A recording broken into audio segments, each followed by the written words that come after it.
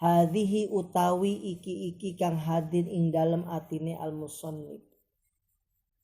Karena setiap musannif itu ketika mengarang itu kan semuanya ada di otak. Waktu menulis hadhihi itu kan yang ini belum ditulis, yang di dalam ini karena baru hadhihi. Yang ininya mana Ustadz, di mana? Ya ada dalam otak, dalam hati. Makanya di sini hadhihi ay al mustahdhira fid dhihni, yang hadir di dalam hati. Seperti kita menulis surat. Surat belum ditulis, tapi kan setidaknya angan-angan sudah ada. Bayangan yang ente mau tulis itu apa? Dengan adanya surat ini, ya kan? Uteteskan tinta, macam-macam lah kalau orang sudah lagi kasmaran. Tapi kan sekarang nggak model begitu lagi, udah modern. Pegang HP, video call, nggak mesti datangnya surat ini, gitu. Kalaulah mengganggu banget. Karena orang kalau sudah baca surat, angan-angan kemana-mana kan. Ente pernah nggak surat-suratan? Dulu waktu SD kan. Kalau orang sudah nerima surat, merasa kalau dia itu dicintai seseorang, yang ada kan dia mabok kepaya. Apalagi kalau seumpamanya perempuannya itu cantik. Yang jelek pun karena ngerasa dia itu adalah sesuatu yang baru datang, baru ngalamin, gak kebayang. Saya dulu lagi nyuci di kali di pondok pesantren, tiba-tiba anak sigor datang. Mang Herun niki anak surat. Saking siapa? Saking bibi santri. Banat lah cerita di sini mah. Di sini kan banat banin. Kalau di sana kan mamang santri sama bibi santri. Dibuka, ya Allah, rayuannya gombal banget. Bagaimana waktu itu saya malam-malam gak bisa tidur. Ya kan? Ngigo. Aduh, kebayang. Padahal orangnya jelek. Tapi karena waktu itu adalah sesuatu yang momen yang gak pernah kita rasakan. Umur sedang muncak-muncaknya umur 15 tahun. Udah seolah-olah manusia yang paling laku. Padahal perempuannya jelek. Tonggos lagi. Tapi ya kan itu, aduh, dibuka fotonya, ya itu orang itu saya kenal, cuman masa iya dia diam-diam seneng sama saya begitu. Kan rayuannya gombal itu. Orang-orang maya, laki-laki yang ngegombal itu yang ngegombal. Saya mencintai Mang Herun bukan karena lihat wajah, harta, tapi karena lihat ilmunya. Ya kan? Dia pulang-pulang nikah duluan kan. Gombal itu, bohong. Makanya itu nggak usah pacaran, yaitu cinta buta. Orang yang paling susah dinasehatin 3 macam, tiga model orangnya. Satu, ketika dia lapar. Ya, kalau ketika dia lapar, itu susah banget diomonginnya. Jangan itu punya orang. Oh, nggak apa-apa. Yang penting kenyang. Dan orang yang paling susah dinasihatin itu adalah orang yang lagi marah, susah banget. Bisa dia diredam marahnya, tapi itu pun harus sekuat tenaga kita merayunya. Ya kan? Coba kalau lagi marah, udahlah, nanti juga ada ininya kok, ada hikmahnya. Kamu kan lagi coba gitu ya, sambil diusap-usap punggungnya tuh. Makanya antum itu kalau sumpamanya apa-apa tuh usap punggungnya. Enggak tahu yang kita sekarang perlu diteliti itu di punggung tuh ada urat apa gitu. Kenapa setiap orang lagi nangis tambah nangis?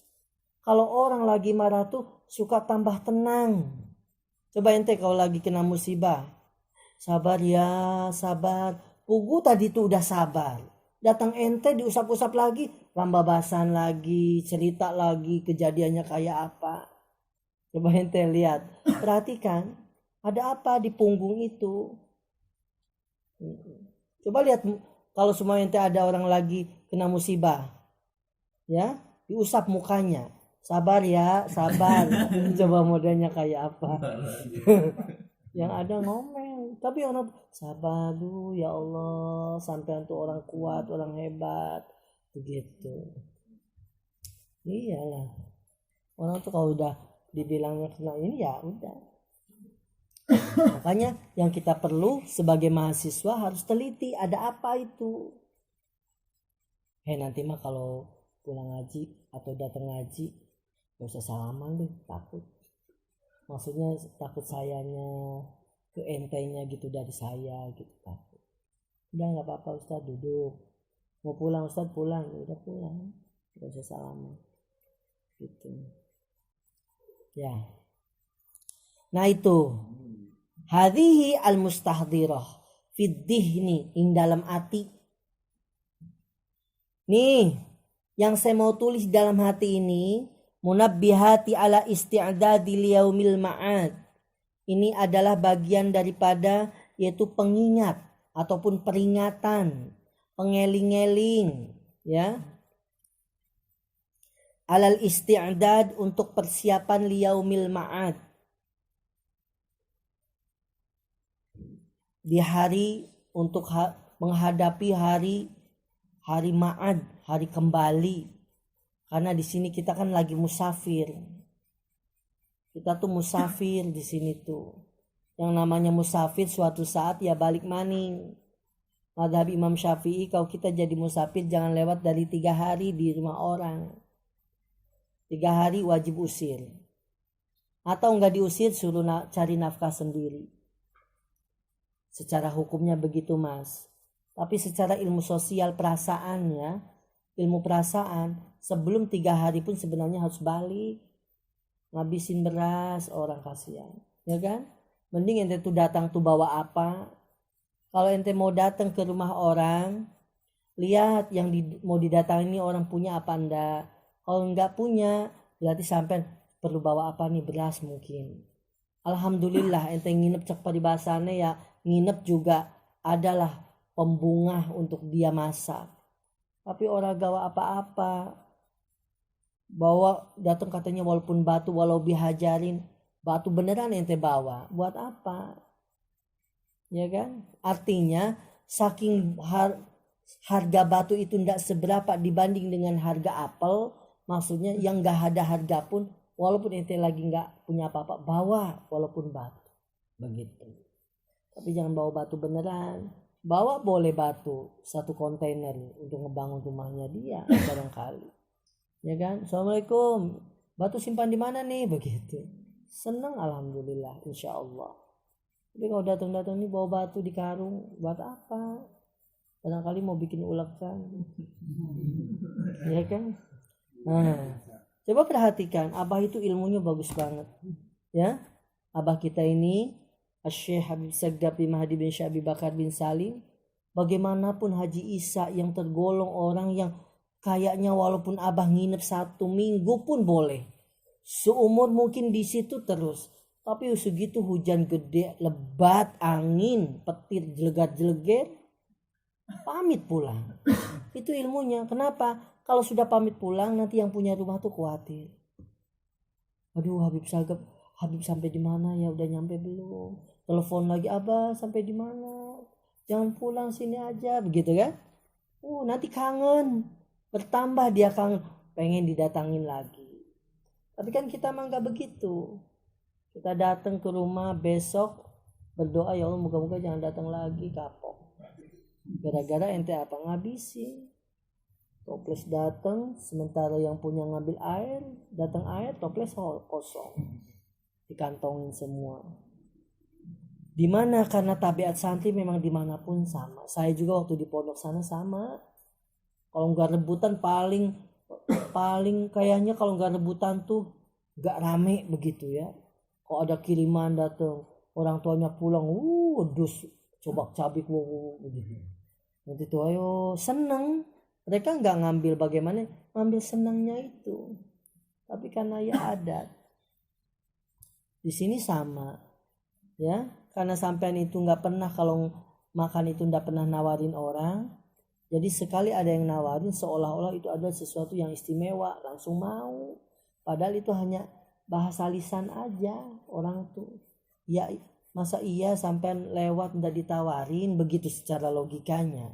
Tapi sampean yang ditawarinya bukan berarti ente tuh ditawarin beneran. Kita lihat nih, orang nawarin apa enggak? Apa sekedar bahasa mulut supaya penghias saja, begitu kan? Kalau sampai bener ini banyak ditarik-tarik, nah itu berarti beneran mau, boleh makan. Oh iya, alhamdulillah saya juga lagi lapar. Ih, kok mau begitu? Karena apa? Karena kebiasaan sampai enggak pernah nawarin orang. Suul adab. Disalap itu karena kebiasaan nawarin. Orang tuh kalau nawarin itu hanya sekedar bahasa mulut. Pasti jawabnya mohon mangga ngiring raos, ikut enaknya aja, udah makan tadi. Beneran ini, ya terima kasih, begitu. Udah masak tadi. Maksa dipaksa lah baru mau. Gitu. Kalau di sini kan nggak begitu modelnya. Siapa yang dapat kiriman itu dia segrup dia yang makan doang, orang lewat seolah-olah mata nggak lihat. Ya kan, kepala tunduk-tunduk di depan nampan supaya orang lewat tuh seolah-olah benar-benar nggak lihat. Kan nggak dosa Ustadz karena saya nggak lihat, alasannya begitu nanti. Nah itu model ente individualisme, logikanya begitu. Sehingga sekarang kita per instansi ikutannya, instansi kesehatan, instansi tahu, instansi badan, instansi batok, instansi itu, seolah-olah kalau apa-apa tuh grup ini bro, makanan ini, ulang tahunnya ini, ya udah segrup itu. Tapi kalau saya dulu ngerasain yang datang kamar 1 itu yang ikut makan dari 1 sampai ke 7 maju semua. Ayo ada bestelan nih, kiriman bestelan di sana. Ada bestelan. Yuk, ayo makan. Tapi ya adat, makanya hukum itu ada 2 macam. Ada hukum syariat, ada hukum tarbiyah. Hukum syariat sudah pasti sama, di pondok manapun sama. Tapi hukum tarbiyah, hukum pendidikan berbeda-beda. Sehingga karena dia hukum tarbiyah tidak boleh ente sama-samakan dengan pondok-pondok yang lain. Artinya kalau di pondok ini ternyata sama abah dulu nggak boleh mukul, ente jangan berdakwah di pondok lain kalau nggak boleh mukul. Paham? Nggak boleh makan mie, itu tarbiyahnya abah, pendidikannya abah. Jangan makan gorengan, itu pendidikannya abah. Jangan ente dakwah di tempat gorengan, jangan makan gorengan, ente ditimpukin sama gorengan. Coba beneran. Artinya beda-beda. Saya waktu di Kempek, Palimanan, malam-malam lapar, ya ke kantin ya makan mie instan. Di Lirboyo, waktu saya main ke sana, waktunya lapar ya saya ke kantin ya makannya ya mie instan. Malam-malam kan habis pada ngaji, mudzakarah, musyawarah, salap di mana-mana ya makan intinya kan. Enggak salap yang enggak kholaf, yang enggak modern, sama aja kan. Ente juga pembentukan BEM madang, turunnya ketua madang, ketua naik madang wud tiap hari, tiap ada acara. Karena apa ya? Karena apa sih? Ya kita punya perut, butuh makan.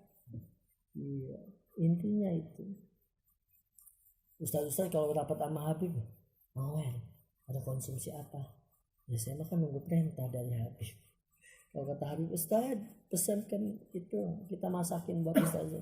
Ya saya masak, tapi kalau enggak ya enggak. Habib ini uang lebih kemarin tuh ya, acara bikin apa tuh, yang makan-makan di pondok, buka bersama.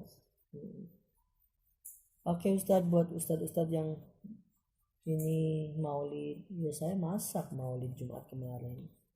Ini dari Habib, kemarin lebihan uang saya masak 250. Udah, kalau nggak ada lebih ya enggak. Gitu. Nah itu seperti itu ya. Itu alal isti'adad liyaumil ma'ad. Kita butuh kembali, wajib kembali.